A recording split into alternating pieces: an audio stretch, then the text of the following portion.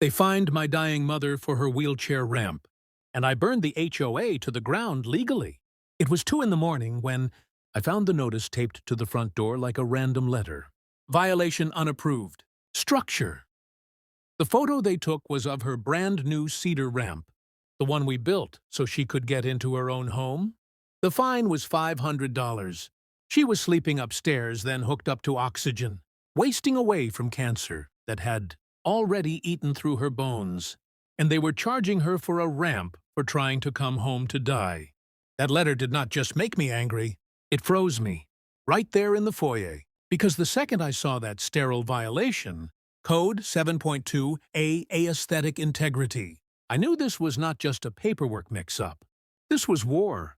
A war waged by men in pressed khakis and women who counted hydrangeas like currency.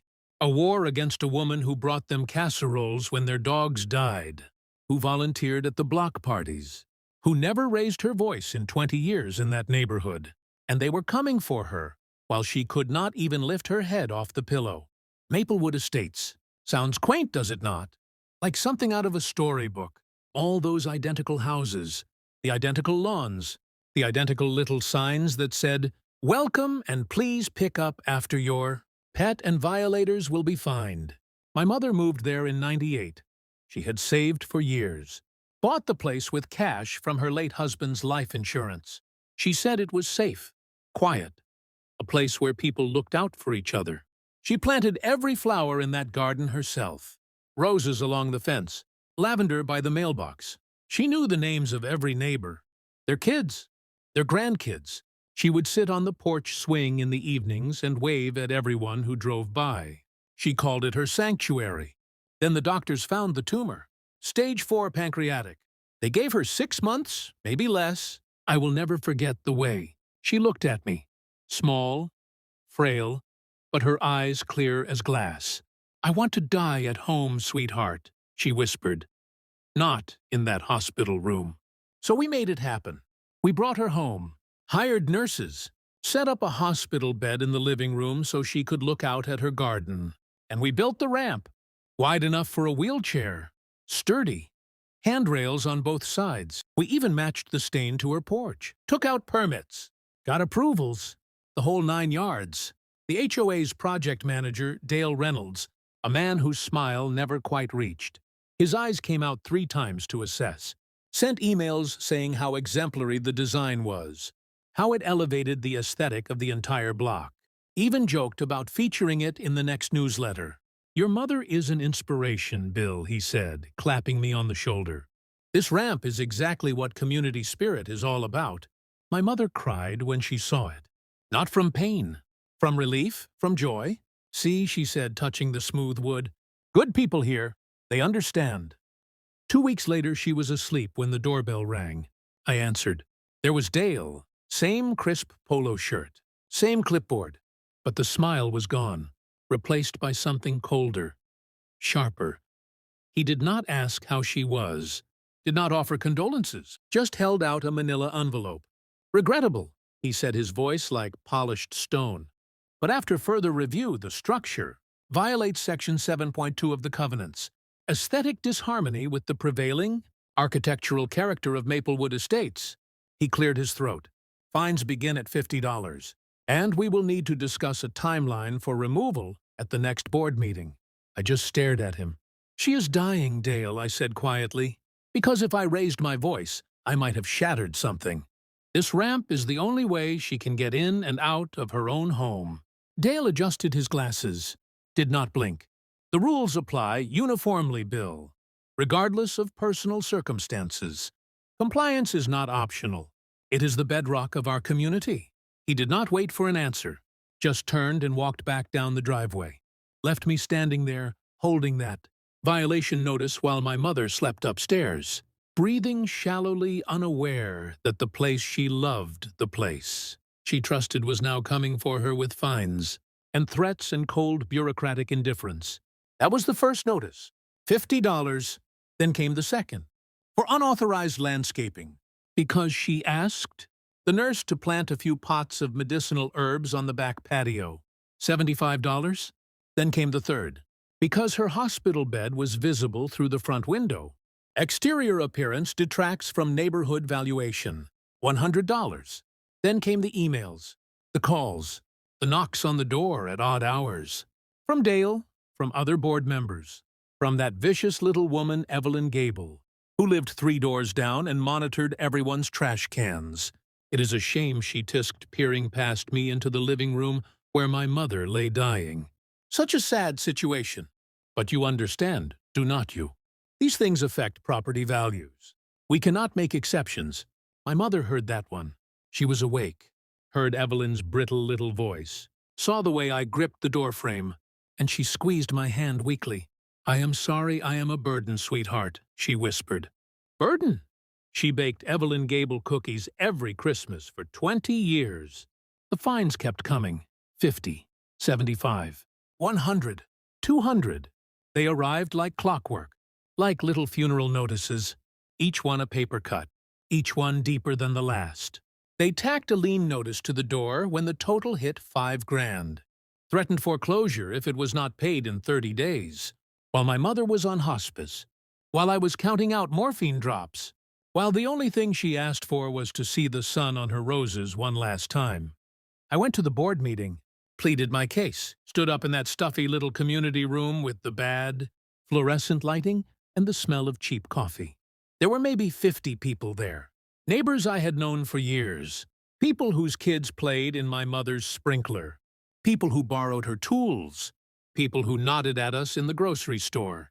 I told them about the cancer, about the ramp being a medical necessity, about the humiliation of being fined for trying to keep her comfortable, about the lien, about how we were going to lose the house.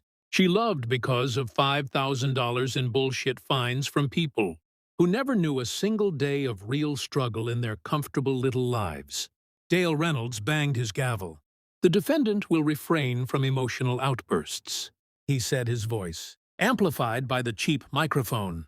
"The board has reviewed the violations. They stand. All fines are upheld. Motion carries 5-0. And that was it. No discussion, no empathy, no mercy. Just the sound of that gavel and the silence that followed. That is when I stopped being sad, stopped being heartbroken, stopped being afraid. That is when the coldness set in, the clarity, the focus. Because in that moment I realized something. They were not just fining my mother. They were killing her, piece by piece, with every letter, every fine, every cold bureaucratic refusal to bend. They were stealing her peace, her dignity, her last few months on this earth. And they were doing it because they could, because they enjoyed it, because they got off on the power, on the control, on the knowledge that they could grind an ordinary person into dust for the crime of not being perfect, for the crime of needing mercy.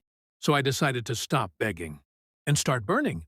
I hired a lawyer, a shark, a specialist in disability rights and HOA litigation, told her everything, showed her every notice, every email, every threat. "They have left a trail of breadcrumbs a mile wide," she said, scrolling through the documents on her tablet. "We are going to make them choke on it." Then I went to war, not with fists, not with screams, with paper, with public records, with their own damn rules. You would be amazed what a determined person can find when they start digging through HOA meeting minutes, financial disclosures, archived emails. Let me tell you what I found. I found that Dale Reynolds' nonprofit, HOA management company, had been billing Maplewood estates for $200,000 worth of consulting, fees and emergency repairs that never seemed to materialize. Repairs that coincided with Dale's annual ski trip to Aspen, or the delivery of a very expensive Persian rug to his office. I found that the board president, Mr. No Exceptions, Richard Vance, had been violating the no pets over 20 pounds rule for years with his 5 yapping Pomeranians, and fining other people for the same thing. I looked around the room, met the eyes of every board member, every neighbor who ever looked the other way. "Or," I said, my voice dropping to a whisper that somehow filled the room, "I release the contents of this drive to the world, and I watch while the state tears this entire HOA apart, while the IRS audits every one of you, while the news Vans camp out on your lawns asking why you tried to bury a dying woman in fines. I turned back to Dale. Your choice, Dale. Resign quietly, or burn with the rest of them. For a long moment, there was only the sound of the ventilation system, the frantic clicking of camera shutters from the back. Dale Reynolds looked at the envelope, at the flash drive in my hand, at the reporters, at the neighbors who were now staring at him, like he was something rotten they scraped off their shoe. He looked at me, and I saw it, the last flicker of his arrogance, the last gasp of his pride. Die! He slumped forward, put his head in his hands, and he began to cry. Not big dramatic sobs, quiet, shaking, utterly broken sobs, like a man who just realized the devil had come to collect his due. Fine, he whispered. Fine, I will sign it. Beatrice Thorne fumbled with the envelope, pulled out the letter. Dale Reynolds took the pen she offered. His hand shook so badly he could barely hold it, but he scrawled his name at the bottom. Motion to accept Dale Reynolds's resignation effective immediately, Beatrice. Thorne said, her voice barely above a whisper. Seconded, mumbled Richard Vance, staring at the floor. All in favor? Every hand went up. Motion carried, Beatrice whispered. Then she turned to me. The fines are rescinded, Mr. Davies. The lien is released. The ramp is approved permanently. I did not smile. I did not gloat. I just nodded. Good, I said. Then I looked at Dale Reynolds one last time. Enjoy the rest of your life, Dale, I said quietly. And I walked out, left him sitting there broken and exposed while the vultures circled, while the neighbors began to shout, to demand answers, to turn on the board that lied to them, stole from them, protected a hypocrite while grinding down a dying woman. I went home to my mother.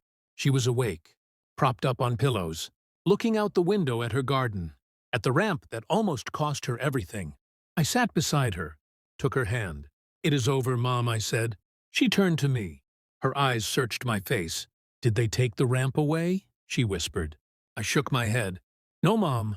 The ramp stays forever, and the fines are gone. The lien is gone.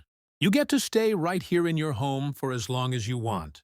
A single tear escaped her eye, traced a path through the wrinkles on her cheek. Oh, she breathed. Oh, sweetheart. She squeezed my hand weakly, but with all the love in the world. Thank you, she whispered.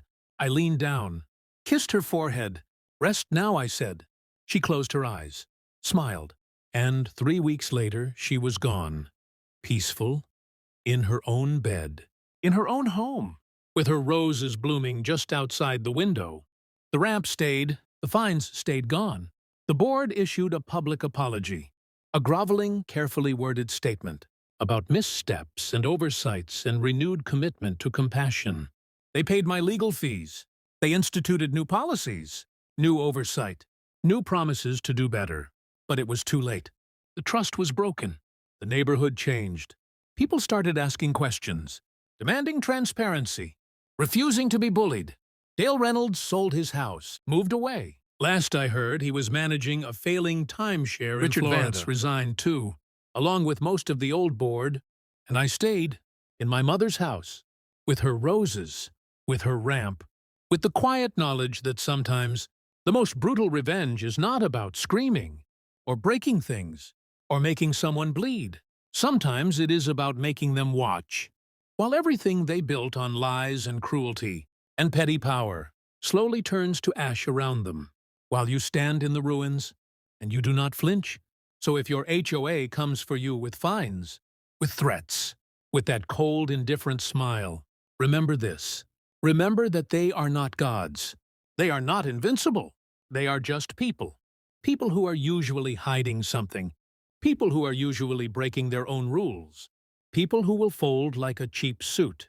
The second you stop being afraid and start fighting back. Smart, quiet, and utterly relentlessly. Legally. Because the greatest revenge is not destruction. It is making them destroy themselves. While you watch, and you do not look away, not even for a second.